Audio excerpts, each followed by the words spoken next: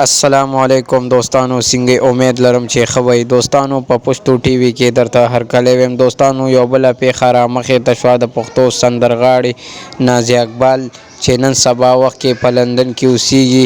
هغه د کورنا او تختیدا او بل الګ سرای واده وکړو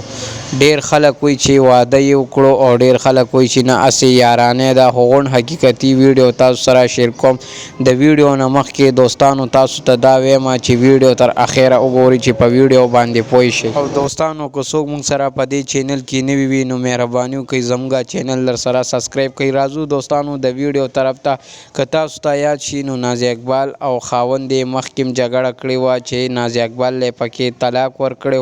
هغه بیا هغه طلاق دی ویل چې دا نه دی شوی او دا غوسه کیو نو دا نازي اقبال خاوند طلاق ساتلی و ډیر وخت نه اوسه پورې دی بیا لندن ته لاړ نو دوستانو د دې بیا جنگ جګړه راغلی و نازي اقبال په موبایل باندې د الګ سره خبرې کولې تاسو به په دې سکرین شاټ باندې وی ګورئ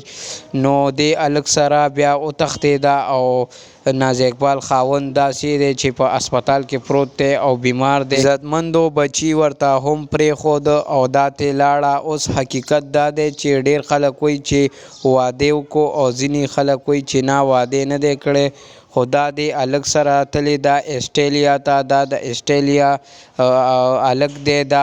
دلته تلو راتلو او د دې خاوند سره به ګپ شپ نازي اقبال سره به هم ګپ شپ لګولو او د دې ورسره څه ملګرتیا جوړه شوه اوس د دې نه نیو خبر کیدی شي نازي اقبال دې الګ ته رور ویلی او یا